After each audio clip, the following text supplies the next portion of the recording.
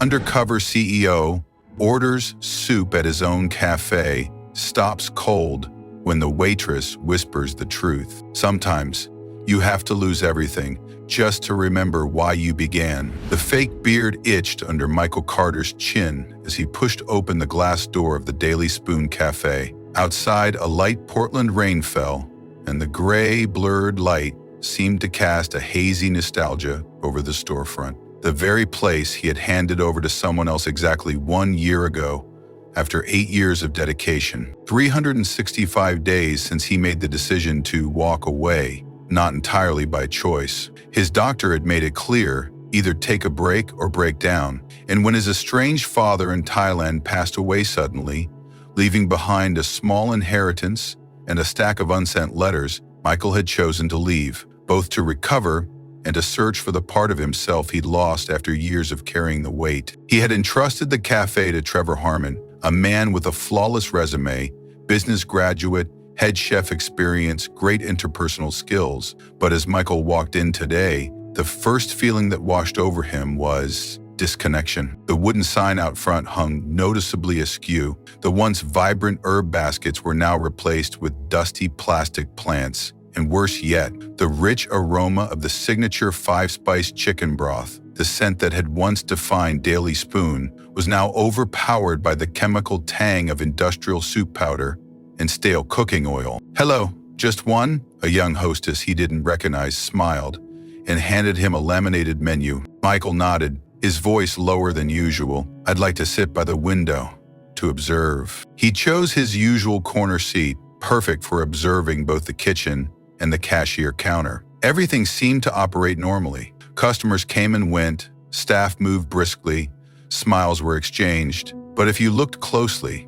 really closely, Michael could see the differences. The hand-polished wooden chairs he had once cared for had been replaced by cheap, uniform plastic ones. The local artists' paintings that once adorned the walls had been removed, replaced by mass-produced prints of soup bowls. And then he heard the music. Gone was the carefully curated indie playlist he had once agonized over. Now it was generic jazz, drifting through the air like background static. Michael pulled a leather notebook from his coat pocket, not to write, but as a necessary prop for the role of food blogger he was playing. His fountain pen skimmed across the page, but his mind was elsewhere, drawn irresistibly toward the kitchen, where he caught a brief glimpse of someone he thought he might recognize. Julio was still here, the familiar, slightly hunched shoulders, the calm, measured movements. But today, he looked exhausted.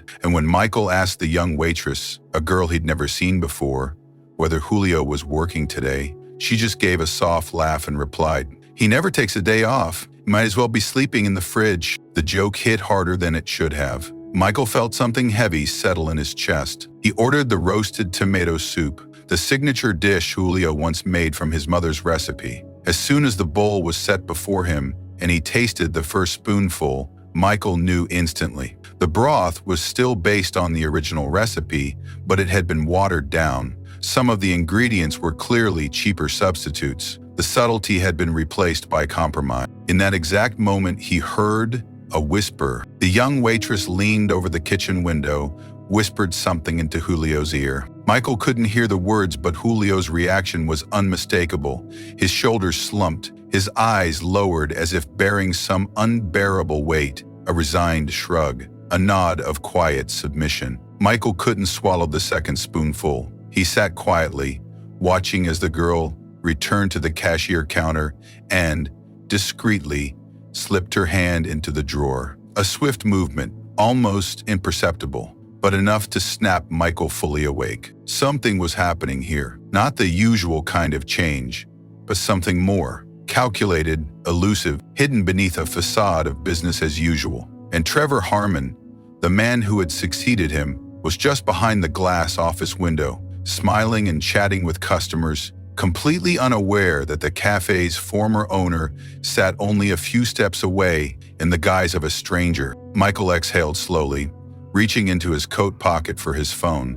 But instead of taking a photo or recording audio, he simply opened a new note. The first line he typed read, "Lost its soul. Someone sold it off without asking me. Michael Carter sat silently in the corner of the cafe, his coffee growing cold before he even took a sip.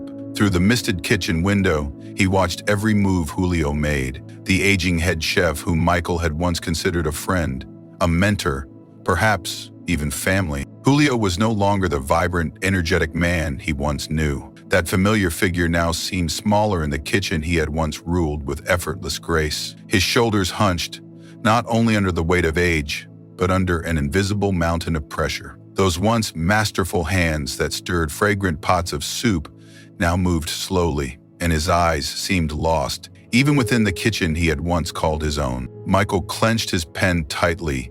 He wasn't the kind of man easily swayed by emotion, but this scene weighed heavily on his chest. At that very moment, Amber, the young waitress Michael had noticed when he entered, glided past him. Her eyes were colder than the fake smile she wore. She was unlike any of the employees Michael had ever hired. Every movement she made seemed calculated, each smile hiding some inscrutable intention. Michael straightened his back as he saw her move gracefully toward the kitchen, skillfully slipping beside the serving window, and whisper something into Julio's ear. That moment lasted only a few seconds, but Julio's reaction left Michael frozen in place. The old man lowered his head, his shoulders slumped, and his hands trembled slightly, as if he had just suffered an invisible wound. And then he simply nodded, a silent nod of helpless resignation. Michael immediately leaned slightly to the side, his hand adjusting a decorative mirror on the nearby column,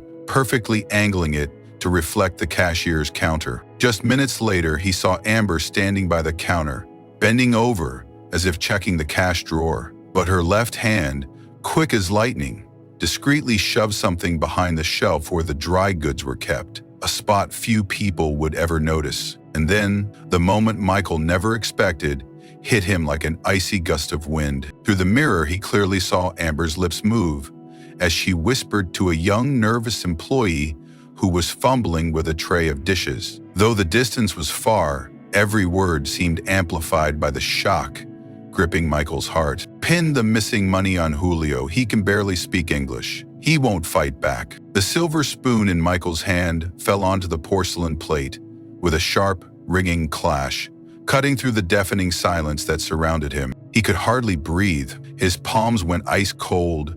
His knuckles turned white from gripping his leather notebook too tightly. Every word Amber spoke sliced through the fog of uncertainty that had clouded Michael's mind about the cafe's decline. This wasn't simply about cost-cutting or poor management. This was a deliberate scheme, an orchestrated plot to place blame, to get rid of a man who had given his entire life to this cafe. Julio, Michael swallowed hard. He knew that without intervention, it would only take one quick meeting for Julio to be falsely accused, without a chance to defend himself. He wouldn't just lose his job.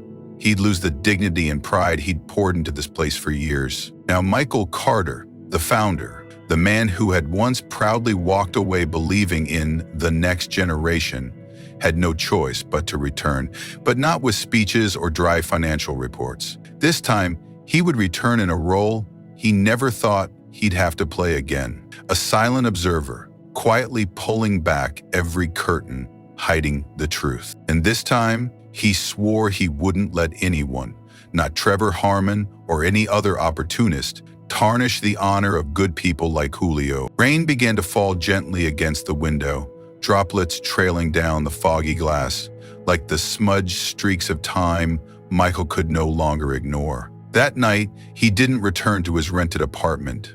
Instead, in a dark coat and hood pulled low, Michael lingered by the alley next to the cafe at 37AY EM. A faint sound echoed through the night. A dim yellow light seeped through the crack of the door as Amber's familiar silhouette slipped by, hurrying toward the kitchen. And then, not long after, Trevor Harmon appeared. His coat was hastily thrown on, tie loosened, his face still bearing traces of strong liquor. Michael held his breath, watching from the shadows. Trevor reached into his coat pocket and pulled out a small fabric pouch, quietly stuffing it into the cabinet beneath the spice rack. Right at Julio's workstation, Michael didn't need to guess what was inside. The trap had been set. Outside, the rain fell harder. Inside Michael, a storm of anger surged just as violently. But he knew any outburst now would only help their scheme succeed. And then, at that very moment, a soft voice whispered from behind him, You saw it too." Michael turned around. Under the flickering glow of a broken street lamp, the young server Danny's terrified face appeared. His thin hands clutched a rag tightly, his voice trembling. They're gonna hurt, Mr. Giulio. I know it. I heard everything, but I'm too scared to say anything." Michael locked eyes with the young man. Innocence, helplessness, and the integrity that had been suppressed for far too long were all written clearly across his face. "Danny," Michael lowered his voice, calm but firm. "Listen carefully. If you're brave enough to stand up for what's right, I promise no one will lay a hand on you or Julio." Danny hesitated, his lips pressed tight. But after a long pause, he nodded. And it wasn't the kind of nod born of fear, but the kind that comes from courage newly awakened. Right at that moment, the plan for a counterattack began to take shape. Michael quietly gathered evidence. He slipped into the manager's office, a space that had once been his creative sanctuary, now nothing but forged paperwork and a safe stuffed with dirty money. Under the faint glow of his phone, he meticulously photographed every falsified record. Inventory marked as fully stocked, but actually short. Employee hours cut, but payroll records showing full wages paid. Financial ledgers not balancing, cash disappearing with clear intent. In the corner of a cabinet, another familiar fabric pouch was hastily hidden, its weight unmistakable. Michael exhaled deeply. He now had more than enough evidence to bring them down. But Michael didn't stop there. With Danny's help, they set up a reverse trap. The small but quick-witted young server would act as the informant, cleverly capturing critical moments using an old phone that Michael had already installed with recording software. The next day, 7:00 a.m., an emergency meeting at the cafe. Trevor and Amber stood in the center of the room, their faces triumphant. In front of all the staff, they dramatically pulled out the fabric pouch stuffed with cash from under the spice rack. Trevor coldly announced, "We regret having to do this, but the evidence is clear. Giulio, you've betrayed everyone's trust here." Julio stood frozen, his face pale, his hands gripping the old apron so tightly it wrinkled beyond repair. And right at that moment, Danny stepped forward. Standing tall in the center of the room, he no longer looked afraid. "I have something, everyone should see this." Danny held up the phone and played the video recorded on that rainy night. The footage showed Trevor forging financial records, stuffing cash into Julio's workstation, and openly threatening anyone who dared to speak up. The room fell utterly silent. Trevor stood frozen. Amber turned pale, stumbling backward in panic. Michael stepped through the main entrance. This time, he was no longer in disguise, no longer hiding his sharp, commanding gaze behind a hood. He stood tall, his voice calm but filled with absolute authority. "I believe it's time we had a conversation, but at the police station." In the stifling air of the small back room at Daily Spoon Cafe, Trevor Harmon stood tall before the gathered employees. His face was stoic, wearing a masterfully practiced expression of piety, like a shepherd who had forgotten that among his flock, a wolf was already lying in wait. Beside him, Amber held the fabric pouch, her eyes gleaming with smug triumph. "It pains me to do this," Trevor began with a somber tone, as if deeply saddened by the duty he was about to carry out. He took the pouch from Amber's hand, deliberately pulling it from under the spice rack, right in front of the stunned staff. "This morning we discovered this cash right at Giulio's station." The crisp rustling of fresh bills echoed through the silent room. That sound was like a blade slashing through the old chef's pride. Julio's face turned ghostly pale, his wrinkled hands trembling as he muttered in broken sentences. "It wasn't me. I didn't do it." Trevor cut him off with a cold stare. "I know this is hard to accept, but rules are rules. We can't let compassion cloud our judgment." Just as Trevor was about to continue his carefully prepared speech, a sound echoed through the room. The loud video playback notification came from a corner. Everyone turned their heads, On the old phone Danny was holding up, clear footage appeared. Trevor, in a hurried and sneaky manner, committing the very act right there in the cafe's kitchen. His voice rang out unmistakably, right at Julio's station. Behind the spice rack, nobody will think twice. Amber froze in place, her face drained of all color. Trevor turned pale, his lips quivering as if to explain himself, but at this point, any words would be meaningless. At that moment, the door swung open. Michael Carter walked in, completely shedding his disguise.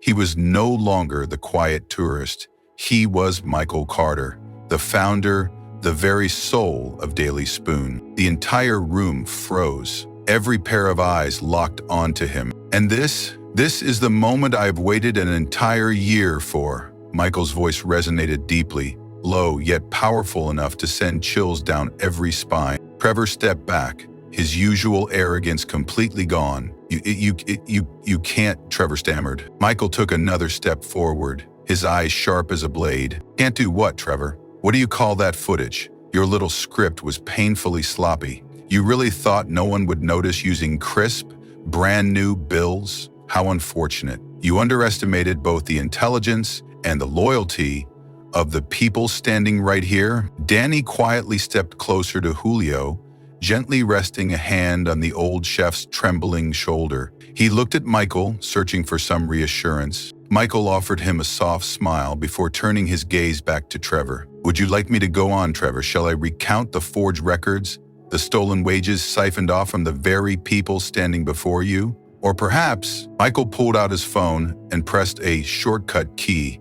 Instantly, a second video played, this time showing Trevor counting stacks of cash, forging invoices, and mocking the very employees he was betraying. Outside the door, the wail of police sirens echoed through the air. Trevor, like a trapped animal, flinched and darted his eyes wildly, searching for an escape. But Michael was already standing in front of the exit. Behind him were longtime customers of the cafe, young and old alike. They had all seen it with their own eyes. Two police officers entered, red and blue lights flashing from outside, casting eerie colors across the pale faces of Trevor and Amber. Trevor Harmon, Miss Amber Ross, you are under arrest for financial fraud, document forgery, and conspiracy to frame another person. Amber collapsed into a chair, burying her face in her hands. Trevor was cuffed and escorted away, his vacant, broken gaze falling on Michael, the man he thought was long forgotten, now standing before him as his worst nightmare realized. Michael turned back, his expression softening when his eyes met Julio's. He walked over and gently placed a reassuring hand on the old chef's shoulder. We've restored justice, Julio, and from today on, no one will ever tarnish your honor again. The cafe erupted in applause. Daily Spoon wasn't just saved, it had been reborn. 7 o'clock IWM, the small conference room behind the Daily Spoon Cafe, was packed with staff. The air felt unusually heavy. On the table, Trevor placed a dark cloth bag, his eyes cold and sharp, like a predator ready for the final blow. We have a serious situation, Trevor began, his voice icy. There's money missing from the cash register. And this morning, while checking the storage area near Julio's station, we found this. He emptied the bag. Cash spilled across the table. All eyes turned to Julio. The thin, middle-aged head chef stood frozen, his face pale as a sheet. Julio shook his head, stammering, his hands trembling. It wasn't me. I don't know anything about this, Amber interjected, her voice sickeningly sweet and fake. Just stay calm, Julio. We just want to clear things up. The entire room held its breath, and then the loud chime of a phone echoed across the tense space. It came from Danny's phone, left conspicuously on the table. All eyes snapped toward the glowing screen. A video was playing. Trevor, inside his private office, scribbling hastily in the ledgers, counting the cash from the register and stuffing it into his coat pocket. His unmistakable voice rang out. Pin the missing money on Julio. He can barely speak English. He won't fight back. The room felt frozen in time. What the hell do you think you're doing? Trevor shouted, his face flushed red as he lunged toward the phone. But Danny was faster. The young man snatched the phone back, stood tall, and his eyes no longer showed fear. That's enough, Trevor. Everyone deserves to be treated fairly, even Julio. The meeting room doors swung open. Michael Carter, without the fake beard, without the sunglasses, stood there in a simple but sharp suit. His stance was firm, his gaze as sharp as a blade. "Sorry to interrupt," he began calmly. "I'm Michael Carter, CEO of the Daily Spoon chain, and the man who built this place from nothing." The entire room fell dead silent. Trevor stood frozen. Amber looked stunned, as if struck by lightning. Michael stepped closer to the table and pulled a receipt from the stack of papers in his pocket. "This is the original ledger, before it was tampered with. And this," he said, holding up the phone, "is a video of him accepting undeclared cash, concrete evidence of financial manipulation and framing an innocent man." A server raised their hand nervously. "We were forced to sign off on mistakes blaming Julio or we'd lose our shifts," another staff member added. "Miss Amber kept our tip. She called it a sharing fee, but I think she just kept it all for herself." Michael nodded gently, his expression softening as he turned to Julio. "We owe you an apology, not just for letting this happen, but for letting you suffer through it alone." The cafe doors swung open. 2 police officers entered, having been called using the evidence video from Danny's phone. "I'm Captain Parks, Portland Police Department. We've received reports of fraud, embezzlement, and the deliberate framing of an innocent man." Amber turned to Trevor and whispered frantically, "We have to get out, now." But Trevor was too late. One staff member blocked his path, then another. No one was afraid anymore. No one was staying silent. The officers stepped forward and cuffed them both. Trevor struggled, his eyes wide with panic. "You'll regret this. I saved this place." Michael stood still, his voice calm but ice cold. "You only ever saved your own interest, Trevor. This cafe, it was built on trust, integrity, and compassion. And today, we're taking it back." Trevor and Amber were escorted out of the cafe under the eyes of the entire staff. There was no anger left, only a profound sense of relief. Michael turned back, looking at every person in the room, and spoke slowly. "From this moment on, Daily Spoon will return to its original values. No one will be set up, no one will be abandoned, and no one will have to bow their head before cruelty in the name of efficiency." The morning sunlight streamed through the windows, lighting up the entire room. Julio lifted his head, his eyes brimming with tears. Everyone stood up, and they applauded, not for Michael, not for the arrests, but for the truth finally restored. 3 days after the incident, the golden morning light poured into the Daily Spoon Cafe, a scene that, for the past year, had been overshadowed by the dark clouds named Trevor Harmon and Amber. Today, the cafe remained temporarily closed, but the lights inside were glowing, and every employee, along with the most loyal longtime customers, had gathered. Michael Carter, no longer a hidden boss, but a 50-year-old man with a weathered, resolute face and a heart full of regret, stood before them, holding tightly onto the old microphone they used during acoustic nights. He took a deep breath, looking straight into the expectant eyes before him. "There are mistakes that money cannot fix. Only courage can face them. And today, I'm standing here to admit my own." The murmurs in the crowd fell silent. Michael continued, his voice deep, as if pouring out every hidden burden. "I let pride and exhaustion overshadow my responsibilities. I walked away, leaving this place without ensuring that those I trusted were worthy of that trust. And that very decision pushed good people like Julio into dark days they should never have had to endure." Michael turned and called out loudly, "Julio, please join me here." Julio slowly stepped up. Though his frame was small, his eyes shone brighter than ever before. Michael took a folder from his pocket, carefully opened it, his voice catching for a moment before he raised it, clear and unwavering throughout the cafe. "I hereby present to you, Julio Mendez, an official 2% share in Daily Spoon. This is not just a reward, it is a public acknowledgement of everything you sacrificed and protected when I wasn't here. From today, you are not just our head chef, you are an irreplaceable part of this cafe's revival." Julio was speechless. His hands, once trembling under the weight of false accusations, now shook only from overwhelming emotion. He grasped Michael's hand tightly, his voice hoarse as he tried to find the words. "Thank you, Mr. Carter, but I never asked for any of this.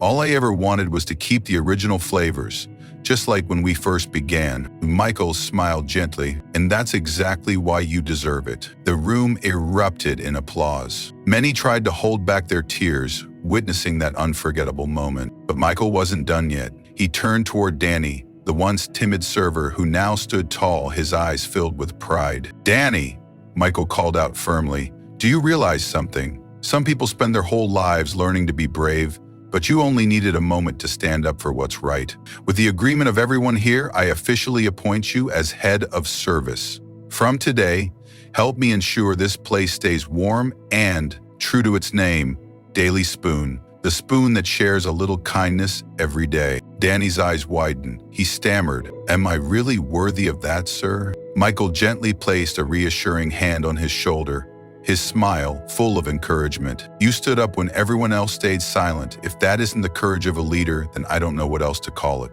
This time, the applause was louder, longer. Loyal customers stood, shaking Julio's hand, hugging Danny. The room was filled with a quiet but profound joy, one free from the falsehoods that had once tainted it. As the gathering came to a close, Michael stood by the wooden door, the setting sun casting a golden glow over the entrance. He looked up at the sign, "Daily Spoon, honest food, honest people," and softly, as if speaking only to himself, he whispered, "Sometimes you have to lose everything just to remember why you began." As the applause slowly faded, Michael Carter remained standing at the old wooden podium. His eyes quietly swept across the room, meeting every face. Some were still tearful, others smiling again after long, bleak days. But deep down, Michael knew this wasn't the end. It was just the beginning of a new journey. He cleared his throat, his warm, steady voice echoing through the room. Daily Spoon, from the very first day, wasn't just a cafe. It was a place where we shared warm spoons of soup on cold days, where homesick souls found familiar flavors, where young hearts first learned kindness from something as simple as a neatly folded napkin beside a bowl of soup. Michael stepped forward and pointed toward the wall behind the bar, the one that had once been filled with framed memories, now left bare and cold. "I don't just want to restore those photographs, but also the memories, the emotions, and the pride of everyone who's ever stood under this roof. And this time, you, the ones who endured, who stayed strong, will help me write the next chapter of Daily Spoon." The atmosphere grew warmer, hearts stirred. Michael opened his second folder. This time, it was the Golden Spoon Revival Plan. "Starting next Monday," he declared, "Daily Spoon will close for 3 days to renovate this space. We're bringing back the old tables, the paintings created by our local artists, and most importantly, the artisan bread oven that Julio once used to craft those legendary sourdough loaves. It will be back right here in this kitchen." Julio, the quiet man who had never before stepped into the spotlight of his own life, suddenly laughed, a warmth radiating from his eyes. His voice was soft, but it echoed through the room. "If we're baking again, I want to personally choose the ingredients, just like we used to." Michael looked at him, his smile full of deep understanding. "Not just the ingredients, Julio. From now on, you'll have a voice in every decision made in this kitchen. Starting today, you are my official partner, and I promise, no menu decision will be made without the agreement of the one who's kept this flame alive the longest." Applause erupted. Michael turned to Danny, the young boy who still hesitated behind the kitchen doorway. "Danny, come here," he called gently. The room seemed to hold its breath as Danny stepped forward, bowing his head as Michael pinned a new badge to his shirt. It read, "Head of Hospitality." Danny stammered, I don't know what to say." Michael placed a steady hand on his shoulder, his gaze firm and encouraging. "You don't need to say anything, son. Just keep doing exactly what you did that fateful morning. Stand up for what's right, even when no one else dares to. That's the mark of a true leader." This time the applause wasn't just supportive, it was an acknowledgement. And then, when it seemed the gathering was coming to a close, Martha Sullivan, the cafe's most loyal customer, stood up, her hands trembling as she held a faded floral handkerchief. "Michael," she choked back her tears, "do you know why I've kept coming back here all these years?" Michael lowered his head gently, waiting for her answer. "It wasn't just the soup," her voice cracked. "It was because every time I walked through that door, I felt like I was coming home. I found a genuine smile, a pair of listening eyes, and I hope you promise me this. From now on, never again let Daily Spoon lose what's most precious, its heart. Michael clasped Martha's hand firmly, his voice ringing out like a vow. I promise you, Miss Martha, from this day on, whether rain or shine, whether I'm here or far away, Daily Spoon will always be a place that anyone can walk into and call home. The applause broke out again, rising like a final symphony for the day. That night, when everyone had gone, Michael stood alone under the warm golden lights, gazing up at the old sign, where the words carved long ago still remained. Daily Spoon, honest food, honest people. He placed his hand over his heart, closed his eyes gently, and in that silent moment, Michael finally understood. Sometimes one must lose everything just to find what had always been in their heart. A gentle weekend afternoon. Sunlight poured like honey through the large glass windows of Daily Spoon. The old wooden tables, long stained by time, had returned to their rightful places. The cheap plastic chairs were gone. The cafe was full, yet no one seemed in a rush. People chatted, laughed, occasionally glancing toward the kitchen where Julio stood calmly ladling soup, just like he always had. At the table by the window, Miles Donovan, no longer in disguise, no longer a stranger, sat quietly with his old leather notebook. The blank page lay open before him, but his pen hovered motionless for a long while, as if he were writing with his heart and with every memory he had lived. The air inside Daily Spoon that afternoon was nothing special, and yet that very nothing special was exactly what Miles had lost before. And now, he had found it again. A young reporter entered, hesitantly asking for an interview. She was a fresh journalism graduate, curious about the undercover boss who returned to expose a conspiracy and hoping to uncover some leadership lessons behind the scenes. Miles just smiled softly and gestured toward Julio, who was patiently explaining how to test for perfect seasoning to a new staff member. You should start with that man, he said. As for me, I have no grand story to tell. I'm just a man who once forgot what mattered most. And what was that? She asked gently. Miles met her gaze directly, his voice as light as a breeze, but as deep as a timeless engraving. People. There is no recipe that can replace human kindness.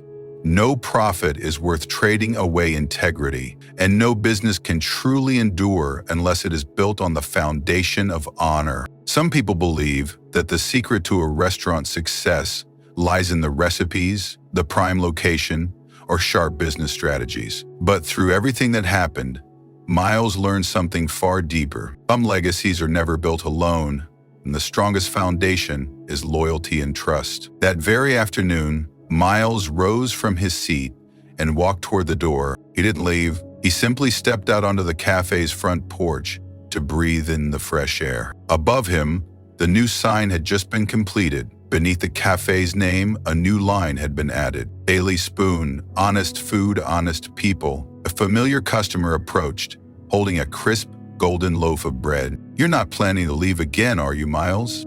Miles looked at the middle-aged man, a local mechanic who often stopped by after work in the afternoons. No, he replied softly, and smiled. This time, I'm staying. No more goodbyes. Because when you build something with your whole heart, you're not just creating a restaurant. You're creating a home, and home should never be left empty. That evening, the sunset poured down on Daily Spoon like a golden glaze brushed over an old, cherished painting. Outside the window, a light drizzle had just stopped. Raindrops still glistened on the window pane, gently blurring the sight of guests gathered inside. The air was filled with a rare kind of sound, a warmth in the quiet where every laugh and conversation seemed to echo just right without ever drowning each other out. Miles Donovan stood still by the window, watching the people passing by and catching his own reflection in the misted glass. He no longer recognized the hollow-eyed man who once walked away. Now his hands, still rough from years spent working in the kitchen, felt warmer than ever before. Behind him, Julio stood at the open kitchen counter, a towel slung casually over his shoulder, his kind smile lighting up the room as he taught a young kitchen assistant how to gently place bread into the soup without breaking the surface tension. At the corner counter, Danny, now the head of hospitality, was showing a new staff member how to memorize the names of regular guests and how a genuine smile is worth more than any learned skill. Miles nodded gently. What he had built over the past decade was never just a cafe. It was a family, a true community. When the young journalist hesitantly asked what his greatest lesson was after everything, Miles simply smiled, his voice deep and calm, resonating like it touched every heartbeat in the room. You don't run a business just to make a profit. You do it to sow the seeds of trust. And that seed only grows in the soil of honesty and honor. You once got swept up in those fast success formulas, chasing quick profits, and forgetting the simplest truth. People may forget what they ate, but they'll never forget how it felt to be respected while sitting at a humble little table like this. He glanced toward Julio, who was kindly offering Mrs. Sullivan, one of the cafe's most loyal patrons, another bowl of fresh soup. His hands, aged but steady, his eyes glowing with pride. Some legacies are never built alone, Miles softly repeated, as if reminding himself. And the strongest foundation is loyalty and trust. That afternoon, Daily Spoon hosted a special event,